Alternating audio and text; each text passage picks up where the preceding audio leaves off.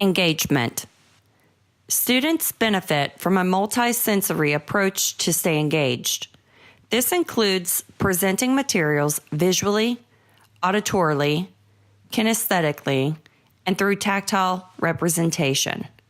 The teacher should work with a physical therapist, occupational therapist, and speech-language pathologist to address all of the students' areas of need. In determining how to best engage students, consider positioning options, increased or decreased stimulation, communication needs such as expressive, receptive, visual supports, and assistive technology. Additionally, the instructional team should determine a schedule of reinforcement for increased participation and engagement. The instructional team should consider strategies for alerting and/or calming the student. Consult with the occupational therapist to develop a sensory diet to be used throughout the day, in addition to adaptations and modifications for providing access. Consult with the physical therapist to determine position needs of the student for instructional and leisure activities, feedings, etc. The physical therapist will provide important information such as how long a student can remain in a particular position and provide recommendations for structuring the physical environment. The speech-language pathologist will help to identify appropriate assistive technology for the student, identify receptive and expressive needs, determine effective feeding strategies, make recommendations on a functional communication system, and assist with developing materials to facilitate communication. Take a moment to watch this video and consider the following questions. Does this student appear to be engaged? Why or why not? What could increase the student's engagement?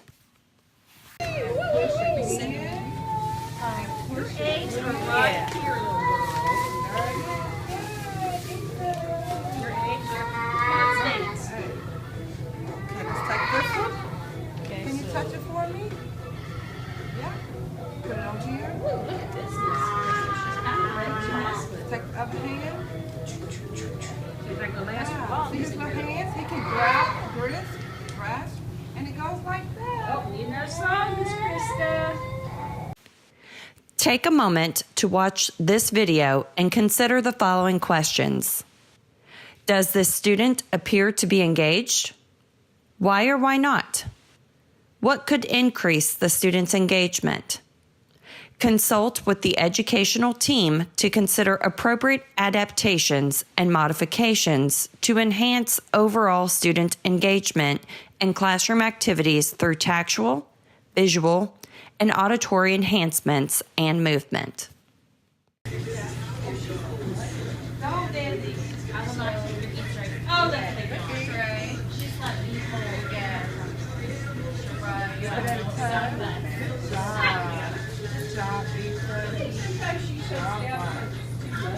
Then we're going to get to see.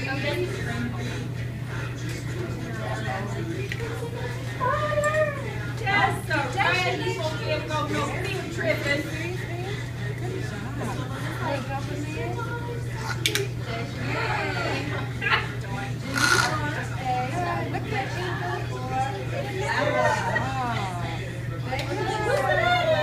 Motivation.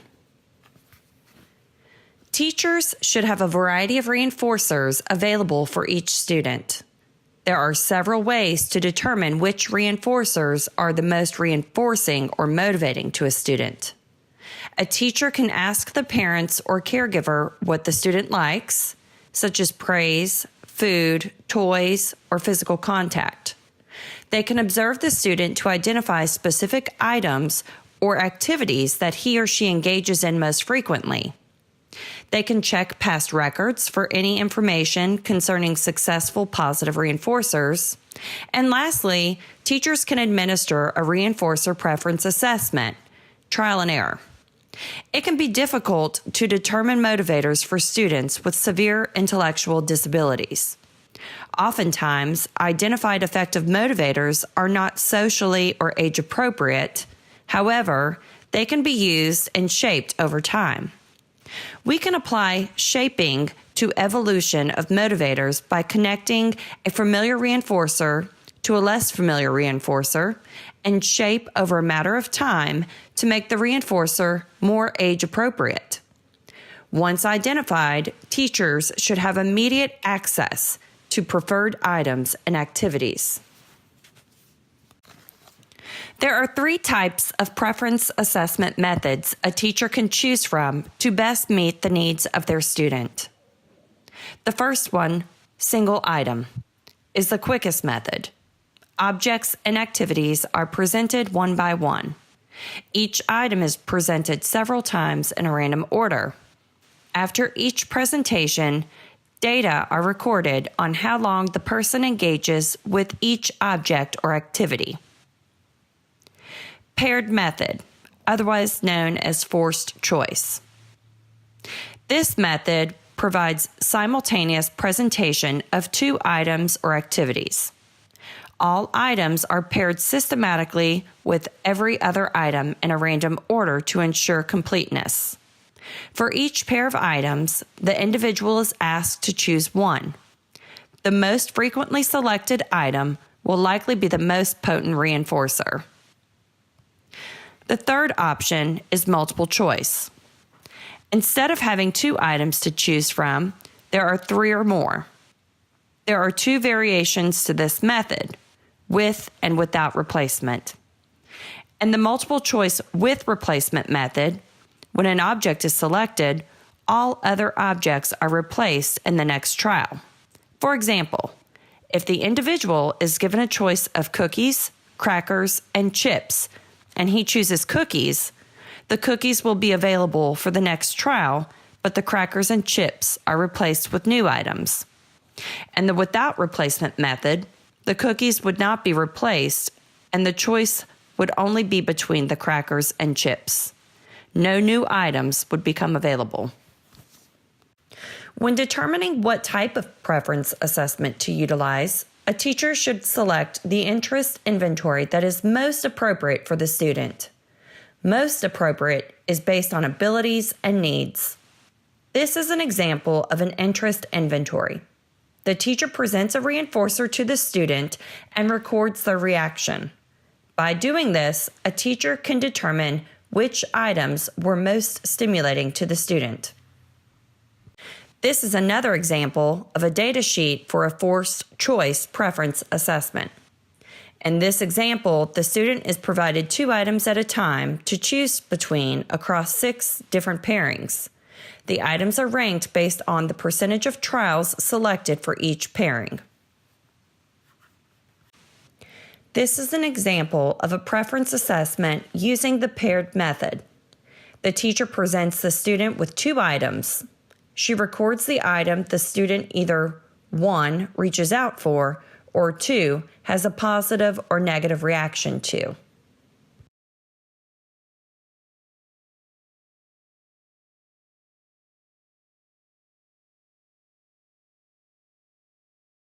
Cracker. All right, let's look. Pretzel or cracker? Pretzel. Please. Yummy. All right. All right, look. Music or iPad? The iPad. All right. You like that game, don't you? All right, this is a good one. All right. Keys or M&M? 9 out of 7. You want keys or M&M? M&M. I'll help you. Look, you gotta slowly grab So it. what is 9 out of 7? Hold up. 9 fingers. Need help? 1, 2, 3, 4, 5, 6, 7. And that is 2. I'll help you. Okay. There you go. You don't want it? Are you full? I think you just want fruit snacks.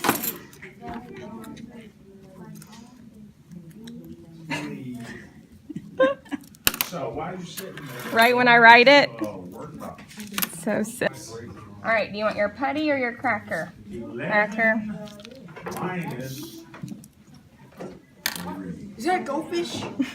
Yes, Julie's good.